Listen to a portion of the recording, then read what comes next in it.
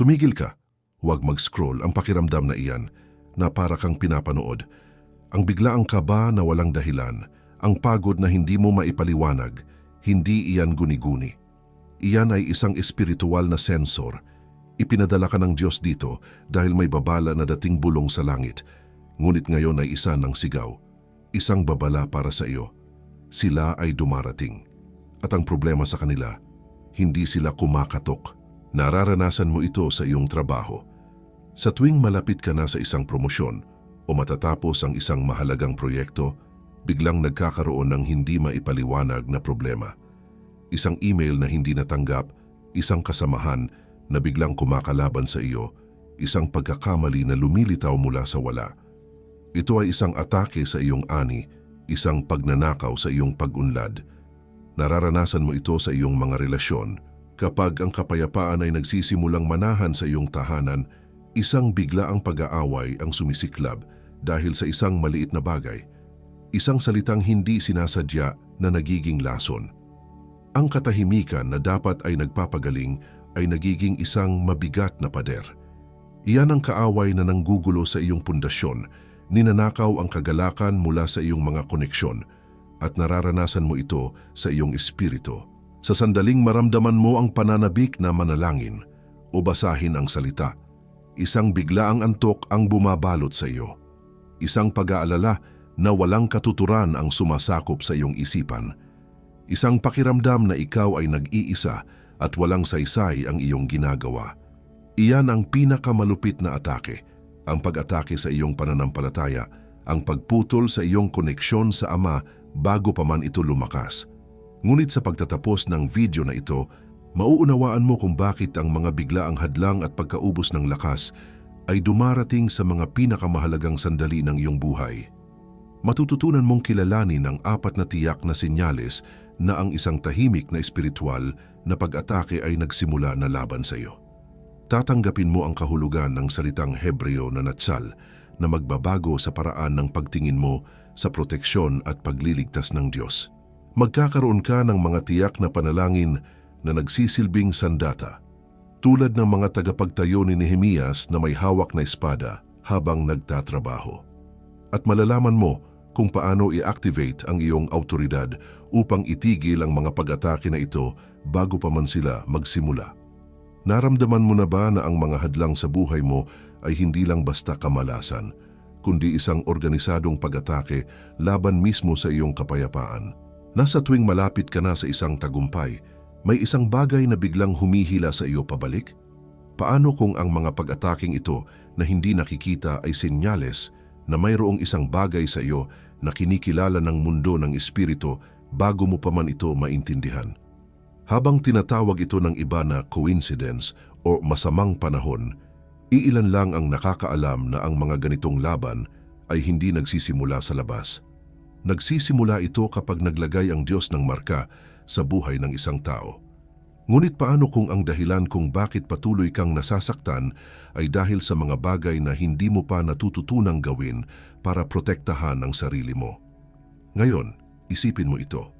Paano kung lahat ng pinagdaanan mo hanggang ngayon ay ang sagot sa tanong na matagal nang bumabagabag sa puso mo? Bakit tila pinupunterya ng inggit at pag-atake ang mga taong pinipili ng Diyos? Sa paghahanap ko ng kalasag para sa ganitong uri ng tahimik na labanan at sa pagtatanong sa Ama kung paano po protektahan ang kanyang mga hinirang, dinala niya ako sa mga panalangin na kapaloob sa ang sekreto ng mga panalangin na sumasanggalang sa mga pinili mula sa espiritual na inggit. Ang aklat na ito ay hindi lamang basta babasahin, ito ay isang kalasag ng espiritual na pag-unawa. Isang kasangkapan para sa mga nais harapin ang mga tahimik na pag-atake, palakasin ang kanilang espiritual na depensa, at matutunan ang mga tiyak na panalangin upang sanggalangin ang kanilang isipan, tahanan, mga landas, at layunin laban sa mga inggit na sumusubok pahinain ang sinimulan ng Diyos. Maraming pinili dito ang nakaramdam na kailangan nila ng espiritual na proteksyon, ngunit hindi pa sila gumagawa ng desisyon na i-download ang digital na aklat. I-download mo na ito ngayon. Available ito sa unang nakapaskil na komento. Ngunit mag-ingat, Ang tanging problema ay kakaunti na lamang ang natitirang kopya ng digital na aklat na ito. Inilalantad nito ang mga panalangin at gabay na binabaliwala ng marami. Ngunit maaring magbago sa paraan ng pagharap mo sa mga biglaang pagkaubos ng lakas, mga panggugulo sa huling sandali at mga inggit na walang paliwanag. Huwag hintayin ang susunod na pag-atake bago ka maghanap ng proteksyon. Mag-click ngayon, i-download ang iyong kopya at tuklasin kung bakit walang anumang inggit o tahimik na atake ang mas malakas kaysa sa pananggalang na kayang itayo ng Diyos sa paligid mo. Kung isa ka sa mga unang mag-download, bumalik ka dito at isulat, Amen. Ito ang magiging iyong gawa ng pananampalataya at ngayon din maaaring ipakita sa iyo ng Diyos ang dahilan kung bakit ang patuloy na pagkaantala ay kumikilos laban sa iyong buhay. Ikaw ay tinawag upang maging isang tagapagtayo para sa Diyos. Tulad ni Nehemias, tinawag ka upang itayong muli ang mga pader ng iyong pamilya, ng iyong ministeryo, ng iyong kinabukasan. Ngunit hindi mo kailangang magtayo na walang proteksyon.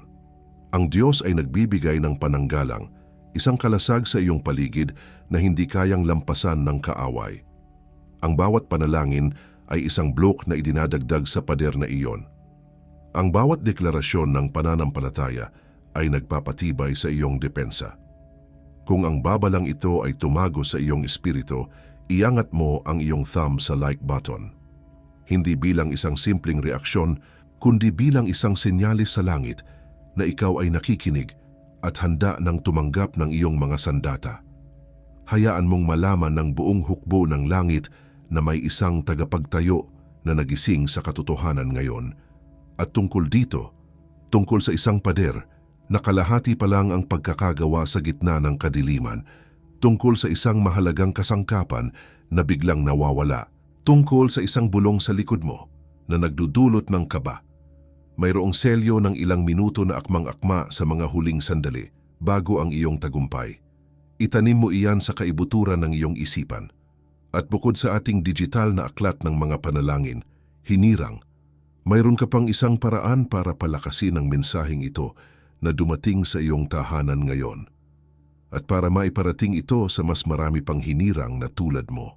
Wala kaming tinatanggap na kahit isang sentimo para sa bawat salita na inihahatid ko sa iyo, araw-araw dito sa channel.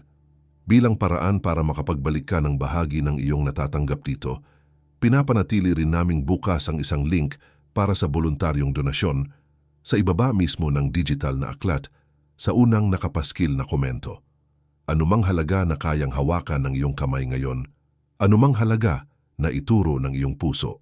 Ito ang nagpapanatili sa aming channel. Ito ang dahilan kung bakit ang susunod na mensahe ay nakakarating sa isa pang taong nangangailangan tulad ng pangangailangan mo. Hihintayin kita doon, hinirang. At kung kailangan mong umalis bago matapos ang video na ito, ang pananggalang na iyan ay naghihintay na sa iyo sa unang nakapaskil na komento dito mismo sa ibaba. Ngunit hinihiling ko na manatili ka hanggang sa dulo dahil kung wala ang konteksto na darating ngayon, ang selyo ay hindi gagana ng may parehong lakas sa iyong layunin. Hindi ko pa nasasabi sa iyo ang pinakamahalagang bagay. Ngayon, huminga ka ng malalim. Humanap ka ng isang tahimik na lugar sa iyong isipan, kahit na maingay ang iyong paligid. Isara mo ang pinto sa mga pag-aalala ng sandaling ito. Ipagpaliban mo muna ang mga listahan ng dapat gawin. Kailangan kong magkaroon ng iyong buong pansin dahil ang mga bakas ng kaaway ay sadyang banayad. Sila ay idinisenyo upang magmukhang ordinaryong pangyayari, mga kamalasan lamang. Ngunit para sa iyo, ang hinirang, ang mga ito ay mga senyales, mga palatandaan na kailangan mong basahin ng tama.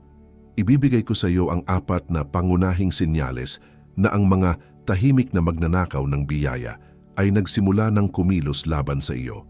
Dinggin mo ito hindi gamit ang iyong tainga, kundi gamit ang iyong espiritu. Ang unang senyales ay ang biglaang pagkaubos ng lakas, lalo na pagkatapos ng isang makapangyarihang sandali ng pananalangin. Naranasan mo na ba ito? Matapos ang isang madaling araw na pag-uusap sa Ama, kung saan pakiramdam mo ay napuspos ka ng kanyang presensya at kalakasan at sa loob lamang ng isang oras, para kang isang baterya na biglang na-drain. Isang pagod na hindi pisikal, kundi espiritual. Isang bigat na bumabalot sa iyo na para bang may isang taong humigop ng lahat ng enerhiyang natanggap mo mula sa langit. Hindi iyan normal na pagod. Iyan ay pagnanakaw. Ang ikalawang senyales ay ang sabotahe sa komunikasyon sa mga kritikal na sandali. Isipin mo ito, mayroon kang isang napakahalagang tawag sa telepono para sa iyong negosyo bandang 2:30 ng hapon. Ito na ang tawag na magbibigay sa iyo ng go signal para sa proyektong matagal mo nang ipinapanalangin. At sa eksaktong sandali na sasabihin na ng kausap mo ang oo, biglang napuputol ang linya. Sinubukan mong tumawag muli, ngunit walang signal. Pagkabalik ng signal, iba na ang sitwasyon. Ang pagkakataon ay lumipas na. Hindi iyan problema sa network, hinirang. Iyan ay isang organisadong panggugulo. At tungkol diyan, tungkol sa tawag na naputol sa eksaktong sandali ng kumpirmasyon na iyong kinikilala ngayon, iniwan ko na ang kalasag na naghihintay sa iyo sa unang nakapaskil na komento. Kung kailangan mong umalis bago matapos ang video, naroon na iyon para sa iyo.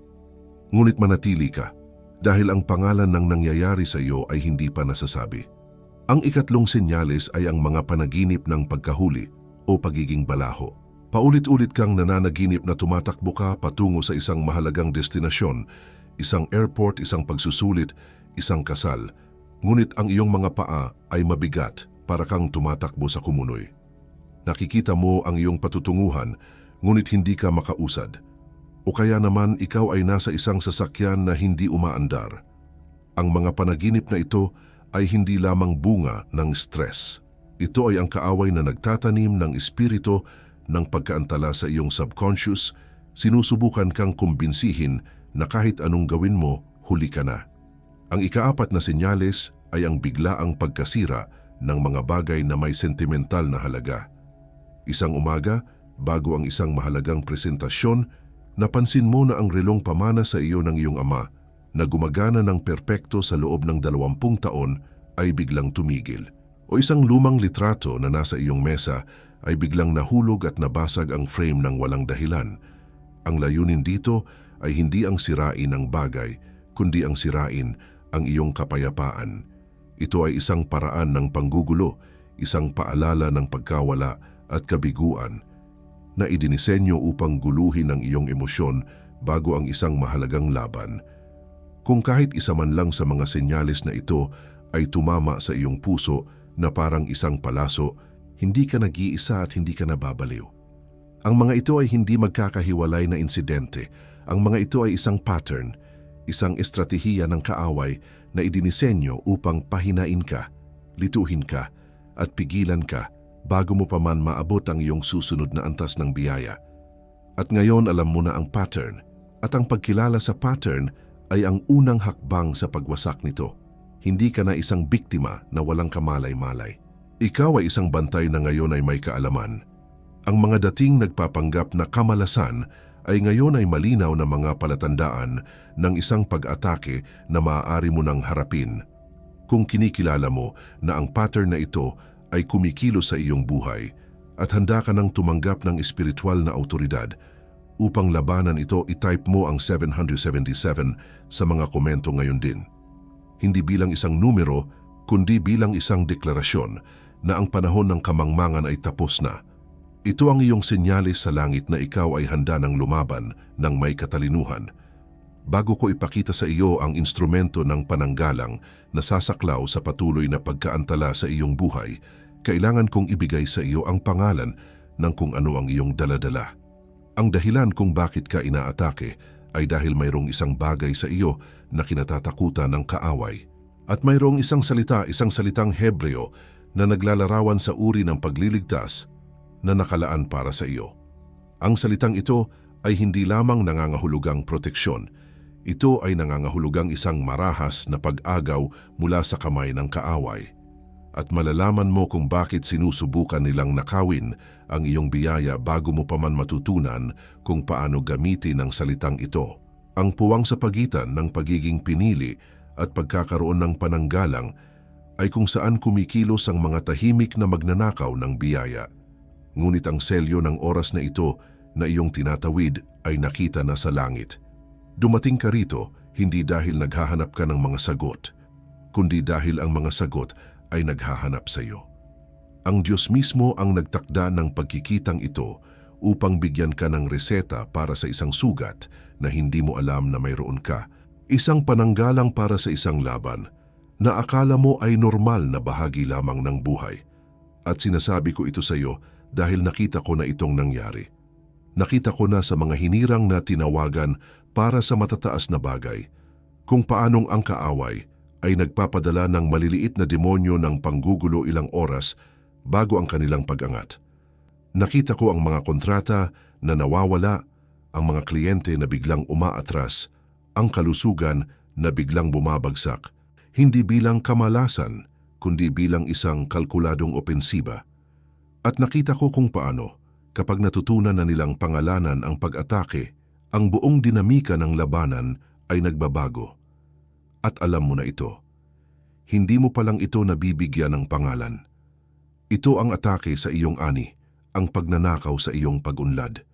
Ito ang kaaway na nanggugulo sa iyong pundasyon, ninanakaw ang kagalakan mula sa iyong mga koneksyon. Ito ang pinakamalupit na atake, ang pag-atake sa iyong pananampalataya, ang pagputol sa iyong koneksyon sa Ama bago pa man ito lumakas. Bago ko pangalanan ang kalasag para sa biglaang pagkaubos ng lakas na iyan na nararamdaman mo, dalhin mo ang iyong hinlalaki sa unang nakapaskil na komento at pindutin mo lang ito. Hayaan mong maramdaman ng iyong daliri ang link na iyon. Huwag ka munang mag-click, basta hawakan mo lang. Iyan ay isang gawaing prophetikal na nagpapakita na handa ka ng hawakan ang iyong mga sandata. Noong isang madaling araw, habang ipinapanalangin ko ang mga hinirang na nakakaramdam ng pagod bago pa man ang tagumpay, ipinakita sa akin ng Espiritu ang isang partikular na uri ng espiritual na inggit na kumikilos sa dilim. At doon, sa gitna ng paghahayag na iyon, inilagay niya sa aking mga kamay ang mga panalangin na nakapaloob sa aklat na ang sekreto ng mga panalangin na sumasanggalang sa mga pinili mula sa espiritual na inggit. Mag-click ngayon, i-download ang iyong kopya. Restampukas Copias de ese libro digital. Kapag nag-download ka, bumalik ka rito at i-type ang Amen. Ito ang iyong selyo ng pananampalatayang idineklara. Ang aklat ay nasa unang nakapaskil na komento. Sinasabi sa atin ng salita sa Nehemias 4:9. Ngunit kami ay nanalangin sa aming Diyos at naglagay ng bantay araw at gabi upang makaharap sa banta na ito. Pansinin mo, hindi sila tumigil sa pagtatayo. Nanalangin sila at naglagay sila ng bantay. Ang panalangin ay ang iyong komunikasyon, ang pagbabantay ay ang iyong autoridad. Ang aklat na ito ay nagtuturo sa iyo na gawin ang dalawang bagay ng sabay-sabay. Ito ay nagbibigay sa iyo ng mga salita para sa panalangin at ng mga mata para sa pagbabantay. At alam kong mag-aalinlangan ka, iisipin mo, baka kamalasan lang ito. Baka kaya ko itong lampasan ng mag-isa. Ang halaga ng aklat na ito ay mas mababa pa sa isang meal sa fast food na binibili mo kapag pagod ka na. Mas mababa pa sa isang buwang subscription sa streaming service na ginagamit mo para makalimot. Mas mababa pa sa 2 tasa ng mamahaling kape na iniinom mo para manatiling gising. Ngunit ang proteksyon at kalinawan na ibibigay nito sa iyo ay mananatili sa iyo, hindi lang sa isang araw, kundi sa susunod na 12 buwan. Kung hindi mo maramdaman ang isang pagbabago, isang pagtaas sa iyong espiritual na autoridad, sa loob ng 7 araw, ibabalik ko ang iyong pera. Walang tanong, walang panggigipit, walang paghuhusga. Ang panganib ay nasa akin, hindi sa iyo. Ang Diyos ay hindi tumatawag sa iyo sa isang lugar ng panganib, kundi sa isang lugar ng katiyakan. Ang tanging panganib ay ang manatili sa parehong siklo ng halos at muntik na nang hindi nauunawaan kung bakit. Si Maria, isang 45 taong gulang na online seller mula sa Cebu, ay laging nawawala ng mga kliyente sa tuwing malapit na siyang makaabot sa kanyang sales target. Pagkatapos niyang simulang ideklara ang mga panalangin ng pananggalang mula sa aklat, hindi lang niya naabot ang kanyang target sa unang pagkakataon, kundi nalampasan pa niya ito ng 3 beses sa loob ng 1 buwan. Si Juan, isang 38 taong gulang na graphic artist mula sa Quezon City, ay palaging nasisiraan ng computer o nawawalan ng files isang araw bago ang deadline ng kanyang pinakamalalaking proyekto. Nang simulan niyang sanggalangin ang kanyang trabaho at mga kasangkapan, natapos niya ang 3 magkakasunod na proyekto ng maaga at sinabi ng kanyang mga kliyente na ang kanyang gawa ay may bagong antas ng kalinawan. Si Ana, isang 52 taong gulang na OFW mula sa Davao na nagtatrabaho sa Dubai, ay palaging nagkakaroon ng problema sa kanyang mga dokumento o bigla ang gastusin tuwing malapit na siyang umuwi sa Pilipinas. Nang matutunan niyang labanan ang espiritu ng pagkaantala, nakauwi siya hindi lang sa tamang oras, kundi may dalang hindi inaasahang bonus na sapat para simulan ang kanyang sariling negosyo sa kanilang bayan. Sila ay nagdusa na may parehong pakiramdam ng pagkawala na ninanakawan sa huling sandali, na pinipigilan sa mismong pintuan ng biyaya. Sila ay nagdusa na may parehong pakiramdam ng pagkawala na ninanakawan sa huling sandali, na pinipigilan sa mismong pintuan ng biyaya. Sila ay nagdusa na may parehong pakiramdam ng pagkawala na ninanakawan sa huling sandali, na pinipigilan sa mismong pintuan ng biyaya. Sila ay nagdusa na may parehong pakiramdam ng pagkawala na ninanakawan sa huling sandali, na pinipigilan sa mismong pintuan ng biyaya. At bago ko ibigay sa iyo ang susunod na salita na darating pa ngayon, dahil darating pa ito, at ito ay may bigat. Gaya ng nasabi ko sa iyo kanina, wala kaming natatanggap na kahit isang sentimo mula sa anumang simbahan o organisasyon para mapanatili ang channel na ito. At iyon ang dahilan kung bakit, muli, binubuksan ko ang channel na ito para sa voluntaryong donasyon sa unang nakapaskil na komento. Anumang halaga na kaya mong ibigay ngayon, at ang tinutukoy ko ay anumang halaga, ay ang binhi na titiyak na ang salitang ito ay makakarating sa isa pang hinirang na nangangailangan nito tulad ng pangangailangan mo ngayon. Hihintayin kita roon, muli, hinirang. Ngunit mayroong isang bagay na kayang durugin ng biyaya, kahit na mayroon ka ng aktibong pananggalang. Ito ay isang uri ng atake na hindi nagmumula sa labas, kundi sa loob. At ang pangalan ng bagay na iyon ay yayanig sa iyo hanggang sa kaibuturan. Dumating na ang oras. Ang sagot na hinihintay mo ay hindi isang konsepto, ito ay isang salita. Isang salitang Hebreo na naglalaman ng kapangyarihan na kayang wasakin ang bawat gawa ng tahimik na magnanakaw ng biyaya. Ang salitang ito ay Natsal. Marahil sa iyong isipan, ang pagliligtas ng Diyos ay isang malumanay na pag-abot ng kamay, isang pag-angat mula sa problema. Marami ang nag-aakala na ang natsal ay nangangahulugang mailigtas, na parang isang taong nalulunod na hinihintay lamang na hatakin mula sa tubig. Ngunit ang kahulugan nito ay mas marahas, mas agaran, mas personal. Ang natsal, natisal, ay hindi lamang nangangahulugang iligtas. Ito ay nangangahulugang agawin. Agawin mula sa panganib, hablutin mula sa kamay ng kaaway, bunutin ng may puwersa mula sa isang sitwasyon ng tiyak na kapahamakan. Hindi ka lamang basta pinoprotektahan ng Diyos, hinirang. Kapag ang mga magnanakaw ng biyaya ay sinusubukang agawin ang iyong tagumpay, ang iyong kapayapaan, ang iyong patutuo, ang Diyos ay gumagawa ng isang natsal. Inaagaw ka niya mula sa kanilang mga kamay. Bago pa man nila maisara ang kanilang mga palad sa paligid ng iyong biyaya, ang kamay ng Ama ay dumarating na parang kidlat upang hablutin ka pabalik sa kanyang kanlungan. Ang pagkaantala na iyong nararanasan ay hindi senyales ng iyong kabiguan. Ito ay ang ingay ng labanan sa pagitan ng kamay ng kaaway na sumusubok na agawin ang sa iyo at ang kamay ng Diyos na gumagawa ng natsal para sa iyo. Ikaw ay aking tagapagtayo. Ikaw ay pinili bago pa man malikha ang mundo. At sa bawat sandali na sinusubukan kang agawin ng kaaway, ikaw ay inaagaw ko pabalik mula sa bibig ng leon. Isipin mo ang lingkod ng Diyos na si Nehemias. Tinawag siya hindi para magsimula ng bago, kundi para itayong muli ang nawasak, ang mga pader ng Jerusalem. Ang mga pader na ito ay hindi lamang bato at semento. Ito ay simbolo ng proteksyon, pagkakakilanlan, at presensya ng Diyos para sa kanyang bayan. Ito ay ang iyong pamilya, ang iyong ministeryo, ang iyong kalusugan, ang iyong layunin. Ngunit sa sandaling nagsimula si Nehemias na magtayo, lumitaw ang mga kaaway. Hindi sila dumating na may dalang malaking hukbo sa simula. Sila ay dumating bilang mga Sanballat at Tobiah, mga nangungutya, mga nanggugulo, mga nagkakalat ng pagdududa.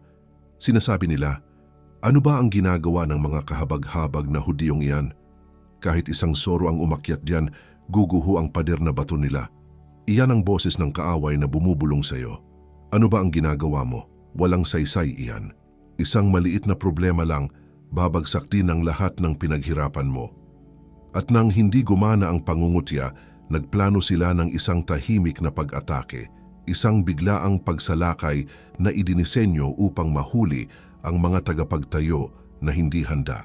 Ngunit paano tumugon si Nehemias? Hindi siya tumigil sa pagtatayo. Sa halip, binigyan niya ang bawat tagapagtayo ng dalawang bagay, isang kasangkapan para sa pagtatayo sa isang kamay at isang espada para sa pakikipaglaban sa kabilang kamay. Sila ay nagtatayo ng may pagbabantay, sila ay nagtatrabaho ng may armas. Iyan ang larawan mo ngayon, hinirang. Tinawag ka upang magpatuloy sa pagtatayo ng iyong pader, ngunit hindi na bilang isang biktima. Tinawag ka upang magtayo na may hawak na espada ng panalangin, na may autoridad na itaboy ang bawat tahimik na magnanakaw ng biyaya. Ang Diyos ay hindi nag-aalis ng laban. Binibigyan ka niya ng sandata para manalo habang nagpapatuloy ka sa gawain. May isang pastor sa Mindanao na nagsimulang magtayo ng isang maliit na kapilya sa kanyang komunidad. Sa simula, ang lahat ay maayos.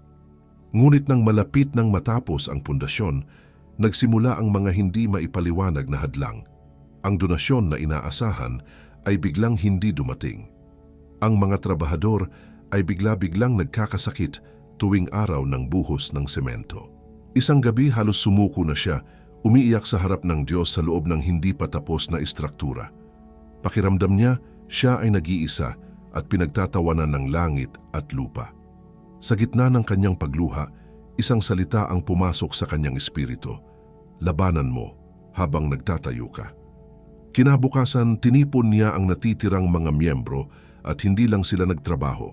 Bago nila hawakan ang bawat pala at martilyo, sila ay nananalangin. Nilalakad nila ang paligid ng ginagawang gusali, nagdedeklara ng proteksyon at sinasaway ang bawat espiritu ng pagkaantala. Sa loob ng isang linggo, ang mga hadlang ay biglang nawala. Ang donasyon na nawawala ay dumating ng doble at ang kapilya na inabot na ng halos isang taon ay natapos sa loob lamang ng 2 buwan. Natutunan niya ang sekreto ni Nehemias. Ang pagtatayo ay isang anyo ng pakikidigma at ang tagumpay ay para sa mga nagtatrabaho na may hawak na sandata. Ang salitang natsal, ang pag-agaw na ito mula sa panganib, ay hindi lamang isang pangyayari. Ito ay isang selyo sa iyong espiritu. At ang selyong ito ay naglalagay sa iyo sa isa sa 3 posisyon sa kaharian sa panahong ito. 3 pagkakakilanlan. 3 tungkulin sa labanan laban sa mga tahimik na magnanakaw ng biyaya. Dinggin mo kung saan ka tinatawag ng Ama na tumayo. Ang una ay ang tagapagtayo ng pader. Ikaw ito, kung ang puso mo ay laging bumabalik sa pag-aayos ng mga sirang bagay, mga sirang relasyon, sirang pangarap, sirang sistema. Ikaw ang may dalang martilyo at panukat na may nakikitang plano na hindi nakikita ng iba. Ang iyong mga kamay ay laging may alikabok ng paggawa. Sinusubukan kang lituhin ng kaaway sa pamamagitan ng pagbulong na ang iyong ginagawa ay maliit, na mayroon kang depekto sa pundasyon, na anumang itayo mo ay babagsak din. Gusto niyang maniwala ka na ikaw ay isang manggagawa lamang, ngunit ang totoo, ikaw ay isang arkitekto ng pagpapanumbalik. Ang ikalawa ay ang abantay sa gabi, Sean. Ikaw ito, kung ang iyong espiritu ay nagigising habang ang mundo ay natutulog. Ikaw ang nakakaramdam ng bigat sa iyong mga panalangin sa pagitan ng 2:00 at 4:00 ng madaling araw. Ikaw ang kandila na nakasindi sa isang madilim na silid na nagbabantay para sa iyong pamilya, sa iyong simbahan, sa iyong bansa.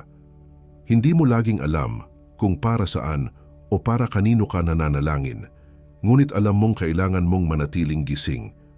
Sinusubukan kang atakihin ng kaaway sa pamamagitan ng pag-iisa, pinaparamdam sa iyo na ang iyong mga panalangin ay hindi naririnig at walang epekto. Gusto niyang isipin mo na ikaw ay nag-iisa sa dilim, ngunit ang totoo, ikaw ay nakatayo sa isang pader kasama ang milyon-milyong hindi nakikitang bantay. Ang ikatlo ay ang mensahero ng hari. Ikaw ito, kung mayroon kang hindi mapigilang pagnanais na magbahagi ng salita ng pag-asa sa isang kaibigan, sa isang estranghero sa social media, ikaw ang laging may tamang salita sa tamang panahon, isang bersikulo, isang patotoo, isang yakap na nagiging sagot sa panalangin ng iba. Ang iyong mga paa ay pagod sa paglalakbay upang maghatid ng mabuting balita. Sinusubukan kang patahimikin ng kaaway sa pamamagitan ng pag-atake sa iyong boses, pinagdududa ka sa mensaheng iyong dala, o ginagamit ang mga tao upang pulaan ang iyong sinasabi. Gusto niyang maniwala ka na ang iyong boses ay mahina at walang kabuluhan, ngunit ang totoo, ang bawat salita mo ay isang utos ng hari na nagpapayanig sa kaharian ng kadiliman. Tagapagtayo, bantay, mensahero. Hindi mo pinili ang mga ito ang tumawag sa iyo. Ngayon gawin mo ang isang bagay na magpapatibay sa iyong posisyon. Magkomento ka ngayon sa ibaba ng pangalan ng pagkakakilanlan na tumago sa iyong espiritu. Isulat mo ang ako ay isang tagapagtayo, ako ay isang bantay, o ako ay isang mensahero. Huwag mo itong gawin para sa akin. Gawin mo ito para sa iyong sarili. Ito ang iyong paglagda sa iyong tungkulin. Ito ang iyong deklarasyon sa langit, sa lupa, at sa ilalim ng lupa kung sino ka sa labanang ito. At ang tagapagtayo ng pader na isinulat mo, ang bantay sa gabi na iyong idineklara, ang mensahero ng hari na iyong inangkin. Kapag walang ganap na pananggalang, siya ang unang target. Dahil ang isang tagapagtayo na walang kalasag ay nagtatayo lamang para gibain ng iba. Ang isang bantay na walang helmet ay madaling mapatulog ng kaaway. Ang isang mensahero na walang proteksyon sa dibdib ay madaling tamaan ng palaso ng pagdududa. Iyon ang dahilan kung bakit ang aklat na Ang Sekreto ng Mga Panalangin na nasa unang nakapaskil na komento ay hindi isang opsyon para sa iyo. Ito ay isang kasangkapan para sa iyong pagkakakilanlan. Sa loob ng susunod na 72 oras pagkatapos mong simulang ipanalangin ang mga pananggalang na naroon, mararamdaman mo ang isang pagbabago sa iyong espiritual na tindig, isang bagong bigat sa iyong autoridad, isang bagong kalinawan sa iyong tungkulin. Ang pag-aalinlangan ay mapapalitan ng katiyakan. Ang pagod ay mapapalitan ng lakas. Kunin mo ang iyong kopya ngayon bago ka atakihin ng kaaway sa mismong pagkakakilanlan na ibinigay sa iyo ng Diyos. Ngunit mayroong isang partikular na taktika, isang panlilinlang na itinatago ng kaaway para mismo sa uri ng iyong pagkakakilanlan. Isang bitag na idinisenyo para sa mga tagapagtayo, isa para sa mga bantay, at isa para sa mga mensahero. At iyan ang susunod na salita. Ngayon na tinanggap mo na ang iyong pagkakakilanlan, ngayon na ikaw ay tumayo sa iyong pwesto bilang tagapagtayo, bantay o mensahero, asahan mo ito. Ang kaaway ay may tatlong natatanging taktika na inilalaan niya para sa mga hinirang na bagong nababalutan ng proteksyon. Hindi na niya susubukan na pigilan ka sa pangkalahatan. Aatakehin na niya nang may katumpakan ang iyong bagong tungkulin. Ang unang taktika ay ang bomba ng pagdududa. Ito ay isang bulong na parang sarili mong boses na nagsasabing, paano kung ginagawa-gawa ko lang ang lahat ng ito? Paano kung ang babala na ito ay para sa iba at ako'y nag-a-assume lang? Ito ang paboritong sandata ng kaaway laban sa bagong gising na mandirigma. Pinupuntirya nito ang iyong isipan. Sinusubukang kumbinsihin ka na ang espiritual na katotohanan na iyong natuklasan ay isa lamang emosyonal na reaksyon o imahinasyon. Ang sandata mo laban dito ay ang deklarasyong may autoridad. Kapag narinig mo ang bulong na iyan, huwag kang makipagtalo sa iyong isipan. Gumamit ka ng iyong bibig, tumayo ka at sabihin mo ng malakas, sa pangalan ni Jesus, ang dugo ni Kristo ang aking katibayan at ang Espiritu Santo ang aking saksi. Ako ay pinili, ako ay tinawag, at ang aking pagkakakilanlan ay selyado sa langit. Buksan mo ang iyong Biblia kahit sa anumang pahina at basahin ang unang bersikulo na makita mo ng malakas. Ang boses na naririnig ay mas makapangyarihan kaysa sa boses na iniisip. Ang ikalawang taktika ay ang krisis ng pagkagambala. Sa sandaling magpasya kang maglaan ng oras para sa panalangin o pagbabasa ng salita, isang biglaang emergency ang lilitaw. Isang tawag sa telepono na hindi maaaring palampasin, isang biglaang pag-aaway sa pamilya na kailangan mong ayusin, isang email mula sa trabaho na may label na urgent.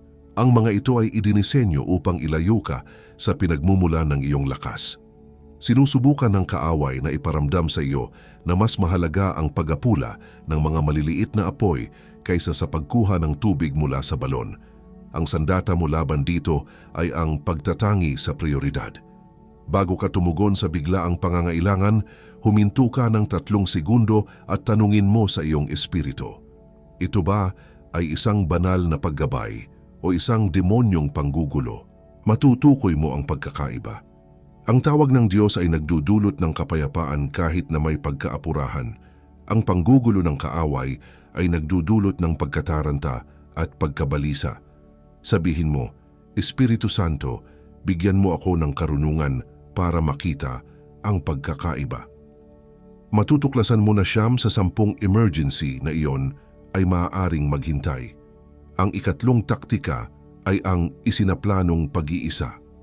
Ito ang pinakamapanlinlang sa lahat. Pagkatapos ng isang matinding espiritual na labanan, mararamdaman mo ang isang katahimikan. Ngunit hindi ito ang kapayapaan ng Diyos. Ito ay isang nakabibinging katahimikan na bumubulong. Nag-iisa ka lang, walang ibang nakakaintindi sa pinagdadaanan mo. Kahit ang Diyos ay malayo. Ginagamit ng kaaway ang katahimikan pagkatapos ng laban upang itanim ang binhi ng paghihiwalay na nagpaparamdam sa iyo na ikaw ay isang sundalong naiwan sa gitna ng digmaan. Ang sandata mo laban dito ay ang kamalayan sa hukbong hindi nakikita. Kapag naramdaman mo ang pag-iisa na iyan, ideklara mo ito. Hindi ito pag-abandona. Ito ay pag-aakma. Ito ay pag-aakma. Ito ay senyales na ibinukod ka ng Espiritu Santo para sa isang panahon na hindi nakilala ng iyong dating buhay. Hindi ka nag-iisa. Ikaw ay inililipat sa isang bagong eskwadron ng mga mandirigma, sa isang mas mataas na antas kung saan mas kaunti ang ingay at mas malinaw ang utos ng hari. Ang bawat general ay may mga sandali ng pag-iisa bago ang susunod na malaking kampanya. Ang nararamdaman mo ay hindi pag-abandona. Ito ay paghahanda para sa promosyon. Itong katahimikan na sumusubok, kumbinsihin ka na ikaw lang ang nag-iisa. Iyan mismo ang katahimikan na winawasak ng mga panalangin sa aklat na bidang sekreto ng mga panalangin po. Dahil ang bawat panalangin doon ay isang paalala na hindi ka nagsasalita sa kawalan, ikaw ay nakikipag-usap sa isang hukbo. Ang bawat salita ay sumasali sa isang koro ng milyon-milyong mga hinirang sa buong mundo na nagdedeklara ng parehong katotohanan. Iyan ang dahilan kung bakit kapag na-download mo na ang iyong kopya mula sa unang nakapaskil na komento at sinimulan mong basahin ang mga ito, sa loob ng 72 oras, ang pakiramdam ng pag-iisa ay mapapalitan ng isang malalim na kamalayan ng presensya, hindi lamang ng Diyos, kundi ng buong hukbo ng langit na nakapaligid sa iyo. At mayroon pa akong isang bagay na kailangan kong sabihin sa iyo. Isang bagay na ayaw ng kaaway na marinig mo bago ang pagsasara. Kaya't mag-ingat. Huwag mong baliwalain ang mga taktikang ito ngayon na ipinakita na sa iyo. Ang pagwawalang bahala sa babala ay mas mapanganib kaysa sa hindi pagtanggap nito. Ang kaaway ay umaasa sa iyong pagbabalik sa normal, sa iyong pag-iisip na ang lahat ay ayos na. Ang kaalaman na walang aksyon ay paanyaya lamang para sa isang mas matinding pag-atake.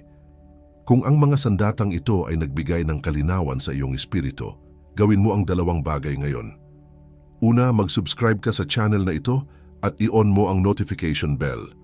Ito ang iyong paraan ng pagsasabi, gusto kong manatili sa training ground.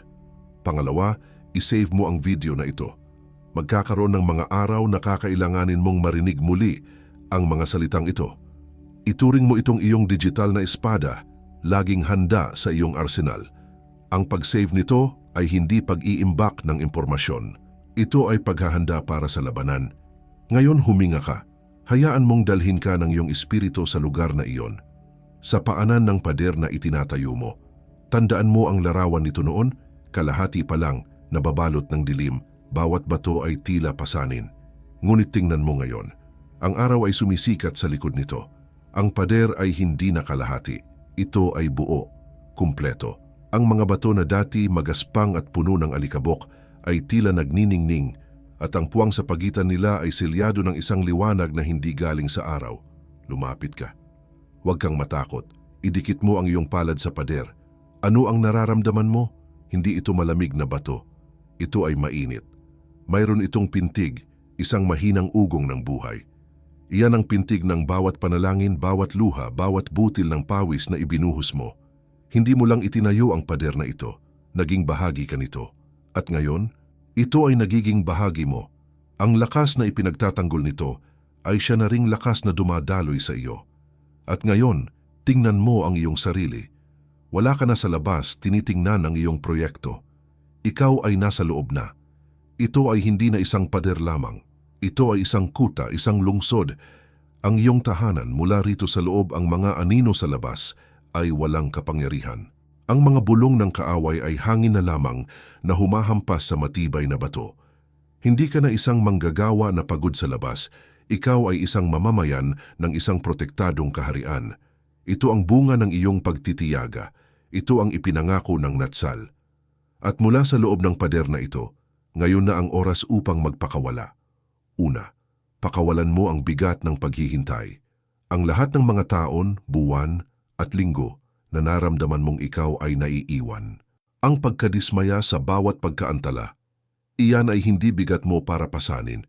Iyan ay ang bigat ng mga batong ginamit sa pagtatayo. Ngayon na nakatayo na ang pader, hindi mo na kailangang buhatin ang mga iyon. Ibigay mo sa Diyos ang bigat ng kailan at tanggapin mo ang kapayapaan ng ngayon. Pangalawa, pakawalan mo ang tinig ng paninisi sa sarili. Ang boses na bumubulong na marahil ay kasalanan mo ang mga kabiguan. Kung mas mahusay lang ako, kung mas nagsumikap lang ako, kung hindi lang ako nagkamali, patahimikin mo ang tinig na iyan ngayon. Hindi iyan ang boses ng iyong pastol. Iyan ay ang alingaw-ngaw ng mga kasinungalingan ni Sanballat at Tobia. Ang bawat hadlang na iyong naranasan ay hindi katibayan ng iyong kahinaan, kundi ng halaga ng iyong itinatayo. At panghuli, pakawalan mo ang hiya ng mabagal na paglalakbay. Ang pagtingin mo sa iba na tila ang bilis ng kanilang pag-usad habang ikaw ay gumagapang pa rin. Ang iyong paglalakbay ay hindi mabagal, ito ay masusi. Ang Diyos ay hindi nagmamadali sa pagtatayo ng mga bagay na mananatili magpakailanman. Ang bawat sandali ng iyong kabagalan ay isang sandali ng pagpapatibay sa pundasyon na hindi makikita ng mata. Pakawalan mo ang hiya at yakapin mo ang karangalan ng isang gawaing ginawa ng may katatagan. At ngayon sa lugar na ito ng kalayaan, tayo ay mag-a-activate. Ina-activate ko ngayon ang tagapagtayo ng padering sa iyo, ang kakayahang makita ang plano ng langit sa gitna ng kaguluhan ng lupa. Ang mga kamay na hindi napapagod sa pag-aayos, pagpapanumbalik at paglikha. Ang iyong pagtatayo ay hindi na isang pakikibaka, ito ay pagsamba.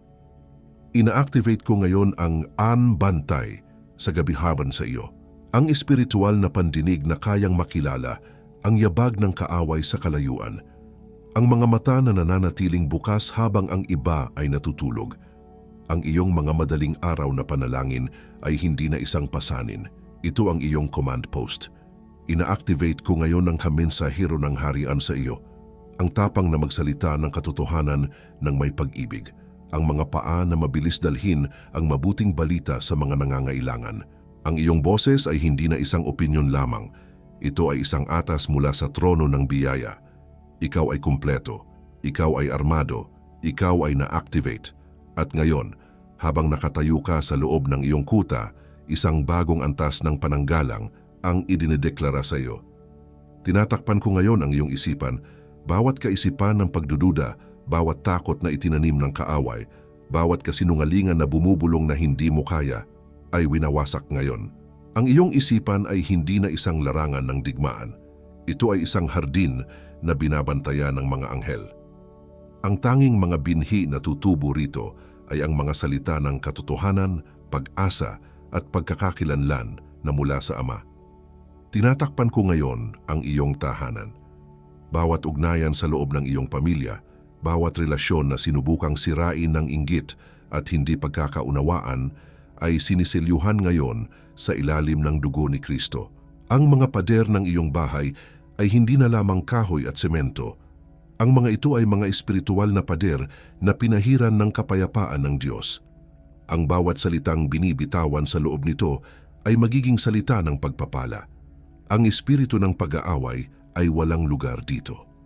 Ang kapayapaan na lumalampas sa lahat ng pangunawa ang maghahari. At tinatakpan ko ngayon ang iyong mga landas. Bawat hakbang na iyong gagawin patungo sa iyong layunin, bawat pinto na iyong kakatukin, bawat pagkakataon na inihanda ng Diyos para sa iyo, ay binabantayan ngayon mula sa mga magnanakaw ng biyaya. Ang landas sa iyong harapan ay hindi na isang madilim na gubat na puno ng bitag. Ito ay isang pinasinag na daan na inihanda ng hari. Ang spirito ng pagkaantala ay wala ng kapangyarihan sa iyong paglalakbay. Ikaw ay lalakad sa bilis ng biyaya. Anak, narinig ko ang bawat bulong mo sa dilim. Noong pakiramdam mo ay nagtatayo ka ng mag-isa. Nakita ko ang bawat luha na pumatak sa mga planong nasira. Akala mo ay katahimikan ang sagot ko sa iyo, ngunit ang totoo, ang bawat sandali ng iyong pagtitiis ay ang tunog ng aking mga kamay na hinahalo ang semento para sa iyong pundasyon. Ang katahimikan ay hindi pagliban, ito ay paghahanda. Huwag mong isipin kahit isang saglit na ang iyong pagkakakilanlan ay isang bagay na kailangan mong paghirapan. Ikaw ay isang tagapagtayo dahil iyan ang inilagay ko sa iyong dugo. Ikaw ay isang bantay dahil ang aking espiritu ang nagpapuyat sa iyo. Ikaw ay isang mensahero dahil ang aking mga salita ay nag-aapoy sa iyong mga buto. Hindi mo ito pinili, ikaw ang aking pinili para dito. Ito ay kung sino ka.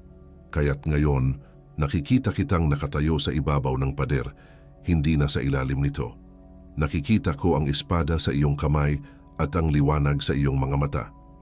Ang mga Sanbalat at Tobia ay nagsisigawan pa rin sa ibaba, ngunit ang kanilang mga boses ay maliliit na lamang at malalayo. Hindi dahil sila ay humina, kundi dahil ikaw ay itinaas. Kaya't magpatuloy ka, magtayo, magbantay, magsalita, at alalahanin mo ito. Ang bawat bato na iyong idinadagdag sa iyong pader ay isang notang idinaragdag ko sa awit ng iyong tagumpay sa langit. Ang gawaing ito ay hindi mo pasanin. Ito ang aking karangalan na ipinagkatiwala sa iyo. Hindi ka na nag-iisa. Ang hukbo ng langit ay ang iyong mga construction worker at ako ang iyong ama, ang iyong arkitekto. Ngayon, tapusin mo ang gawain. Sinisira ko ngayon ang bawat sumpa ng pagkaantala na kumapit sa iyong buhay. Sinisira ko ngayon ang bawat espiritu ng sabotahe sa huling sandali na nagnakaw sa iyong ani. Sinisira ko ngayon ang bawat palaso ng espiritual na inggit na ipinukol laban sa iyong layunin. Ikaw ay nakatalaga. Ang iyong puso ay nakahanay sa puso ng Ama. Ang iyong mga kamay ay hindi na para sa iyong sariling gawain, kundi para sa gawain ng kaharian. Ang iyong pangako ay nakasulat sa aklat ng buhay, selyado ng apoy ng Espiritu Santo. Ang pag-aalinlangan ay umalis na, ang katapatan ay nananatili. Ikaw ay kinumisyon, hindi ka na isang voluntaryo, ikaw ay isang opisyal sa hukbo ng Diyos. Taglay mo ang autoridad na magpatuloy, ang kapangyarihan na magwasak ng mga gawa ng kadiliman, at ang utos na itayo ang nawasak. Ang iyong mga salita ay may bigat, ang iyong mga panalangin ay nagpapayanig ng mga pundasyon. Ikaw ay isinugo, hindi ka na nakatago sa likod ng mga pader. Ikaw ay ipinapadala mula sa ibabaw ng mga pader. Isinugo ka upang magdala ng pag-asa sa mga nawalan, upang maging isang buhay na patutuo ng kapangyarihan ng pagpapanumbalik, upang ipakita sa mundo kung ano ang hitsura ng isang taong inagaw ng Diyos mula sa kamay ng kaaway. Ang iyong buhay ay hindi na isang kwento lamang, ito ay isang mensahe. Huwag mo nang sabihin ang Amen. Maupo ka muna diyan sandali. Hayaan mong maramdaman ng iyong espiritu ang bigat ng pader na ito. Hindi ito bigat na pumipinsala kundi bigat ng katatagan. Ang iyong bibig ay hahanapin ng salitang Amen para isara ang sandaling ito. Huwag mo muna itong pakawalan. Ako ang magsasabi sa iyo kung kailan handa na ang langit. At habang nakikita ka ng Ama na nakatayo sa ibabaw ng pader na iyan, na hindi na isang biktima sa ibaba, kundi isang bantay sa itaas, kailangan kong huminto ka sandali at tingnan mo ang nakapaskil na komento. Dahil ang espada na hawak mo sa iyong kamay, ang autoridad na nararamdaman mo ngayon ay nangangailangan ng patuloy na paghasa. Ang aklat na ang sikreto ng mga panalangin na sumasanggalang sa mga pinili mula sa espiritual na inggit. Iyan ang iyong whetstone. Iyan ang kailangan ng iyong kamay na hawakan ngayon upang ang talim ng iyong espada ay manatiling matalas para sa mga laban bukas. Ang halaga nito ay mas mababa pa sa hapunan na iyong binili kagabi o sa subscription na binabayaran mo buwan-buwan. Ngunit ang mga panalangin ito ay magpapakain sa iyong espiritu at magbibigay sa iyo ng access sa isang antas ng proteksyon na mananatili sa iyo habang buhay. At tandaan, kung sa loob ng 7 araw ay hindi mo maramdaman ang pagbabago, ibabalik ko ang iyong pera. At kung iniisip mong ipagpaliban ito, huminto ka. Dahil ang mamaya sa kontekstong ito ay ang siwang kung saan pumapasok ang mga magnanakaw ng biyaya. Ang boses na bumubulong ngayon, sapat na ang pananalangin ko. Baka lalo lang akong maparanoid. Kaya ko itong labanan ng mag-isa. Gagastusin ko na lang ito sa ibang bagay. Hihintayin ko na lang itong mawala. Ang boses na iyan ay hindi sa iyo. Ito ay tunog na parang iyo. Ngunit iyan ang boses ng natalo ngayon sa korte ng langit na sinusubukang bawiin ang teritoryo bago sumikat ang araw sa iyong bagong pader. Huwag mo siyang bigyan ng pagkakataon. At ngayon, ang huling salita. Sa susunod na video, pag-uusapan natin kung ano ang gagawin kapag ang kaaway ay nasa loob na ng pader.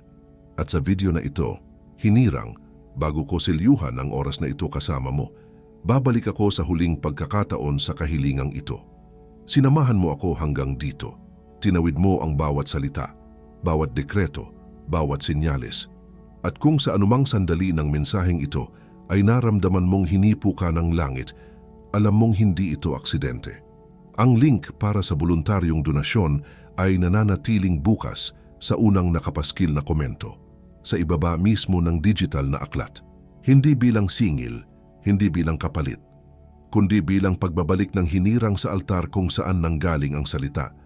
Anumang halaga na ituro ng iyong puso at nakikita ng langit ang bawat kilos, nakikita ng langit at pinararami ito ng langit sa iyong tahanan. Sa iyong mga araw, sa mga bagay na hindi mo pa alam na darating, ito na ang huli kong kahilingan. Hihintayin kita roon, hinirang. Ay padala mo ang video na ito ngayon sa isang hinirang na alam mong dumadaan sa isang laban na hindi niya maintindihan na laging ninanakawan sa huling sandali. Hindi ito pabor mo, ito ay paglilingkod at nakikita ito ng langit kung hindi mo pa man lang nasilayan ang sekreto ng mga panalangin na sumasanggalang sa mga pinili mula sa espiritual na inggit.